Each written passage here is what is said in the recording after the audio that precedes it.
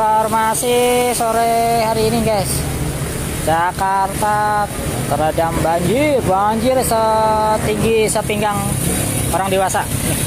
Jadi dari ujung sana sampai ke sana nggak ada mobil atau motor yang berani lewat karena masih sepinggang orang dewasa. Rata-rata knalpotnya itu kemasukan air. Hati-hati ya bagi yang lewat sini.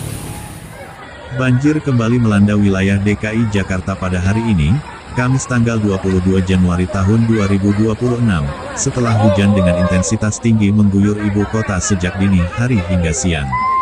Curah hujan yang terus turun tanpa jeda menyebabkan air meluap di sejumlah titik permukiman warga dan ruas jalan utama, mengganggu aktivitas masyarakat serta arus lalu lintas di berbagai wilayah Jakarta. Izin melaporkan situasi dan kondisi di perapatan Manggabebi pagi ini. Nah, teman saya, hati-hati jalan bro, hei, hati-hati. Kita bisa masuk, tunggu surut dikit. Ini teman saya sudah berangkat, semoga aman. Ini terpantau banjir. Berdasarkan data terbaru dari Badan Penanggulangan Bencana Daerah atau BPBD DKI Jakarta, hingga siang hari tercatat puluhan rukun tetangga dan lebih dari 20 ruas jalan terendam banjir.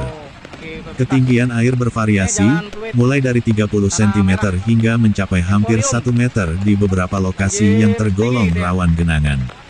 Wilayah yang terdampak paling parah berada di Jakarta Barat dan Jakarta Selatan, disusul Jakarta Utara yang juga mulai mengalami genangan akibat hujan deras dan buruknya aliran drainase. Iya, kalau di sini serba.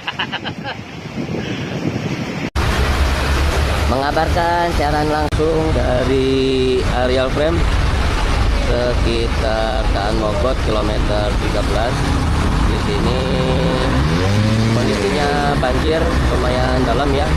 Di Jakarta Barat, sejumlah kelurahan seperti Kedaung Kaliangke, Sukabumi Selatan, Rawabuaya, dan Kapuk dilaporkan tergenang banjir dengan ketinggian air antara 40 hingga 90 cm. Air masuk ke permukiman warga, merendam rumah-rumah, serta memaksa sebagian warga untuk membatasi aktivitas di luar rumah. Sementara itu, di Jakarta Selatan, genangan juga terpantau di beberapa kawasan padat penduduk yang selama ini dikenal rawan banjir saat hujan lebat turun dalam waktu lama.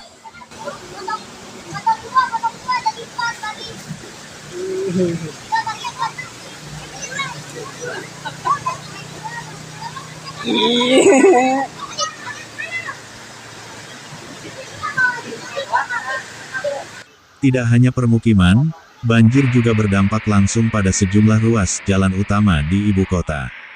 Genangan air menyebabkan kendaraan roda 2 maupun roda 4 harus melaju perlahan, bahkan di beberapa titik tidak dapat dilalui sama sekali.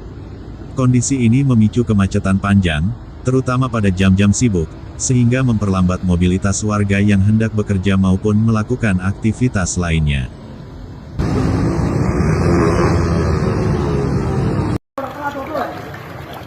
Banjir di Jakarta Barat, tepatnya di Jalan Tambora 5, udah sepaha itu.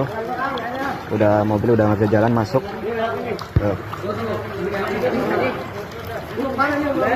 Udah lumayan dalam. Dampak banjir turut dirasakan pada sektor transportasi umum. Operator Transjakarta terpaksa melakukan penyesuaian layanan dengan mengalihkan atau memendekkan rute di sejumlah koridor yang terdampak genangan. Langkah ini diambil demi menjaga keselamatan penumpang serta menghindari kendaraan terjebak di tengah genangan air yang cukup dalam. Meski demikian, sejumlah halte tetap beroperasi dengan keterbatasan akses akibat kondisi jalan yang belum sepenuhnya surut.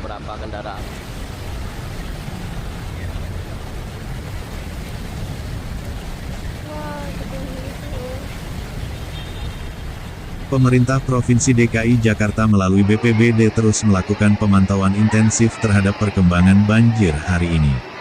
Petugas gabungan dikerahkan ke lapangan untuk mengoperasikan pompa air, membersihkan saluran drainase, serta memastikan tidak ada warga yang terjebak di lokasi terdampak.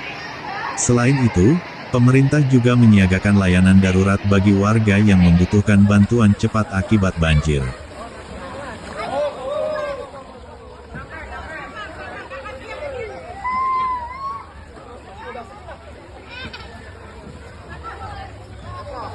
Dalam beberapa hari terakhir, Pemprov DKI Jakarta juga telah melakukan operasi modifikasi cuaca sebagai upaya mengurangi intensitas hujan ekstrim yang berpotensi memperparah kondisi banjir.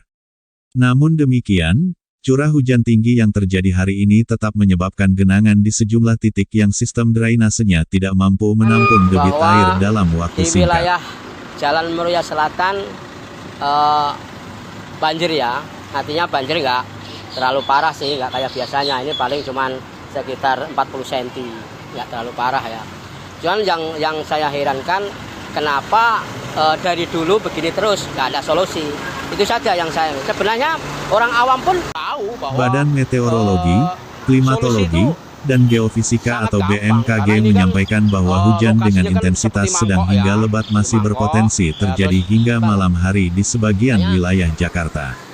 Kondisi ini membuat potensi banjir susulan masih perlu diwaspadai, terutama di daerah-daerah yang sebelumnya sudah tergenang. BMKG juga mengimbau masyarakat untuk tetap memantau informasi cuaca terkini dan meningkatkan kewaspadaan selama musim hujan berlangsung. Makanya, ayolah kita rame-rame, kita gotong royong, bagaimana caranya agar solusi itu ketemu. Hanya itu yang saya sampaikan, mudah-mudahan bermanfaat. Selamat siang, terima kasih. Selain berdampak pada infrastruktur dan mobilitas, banjir juga menimbulkan risiko kesehatan bagi masyarakat. Genangan air yang bertahan lama dapat menjadi sarang penyakit, terutama demam berdarah dan infeksi kulit. Pemerintah daerah mengingatkan warga untuk menjaga kebersihan lingkungan, menghindari kontak langsung dengan air banjir jika tidak mendesak, serta segera memeriksakan diri ke fasilitas kesehatan apabila mengalami gejala penyakit pasca banjir. Pademangan sudah tidak lagi bisa diaktifitasin, oke? Hari ini sudah tidak bisa lagi dilalui, pokoknya mah ini udah sebetis.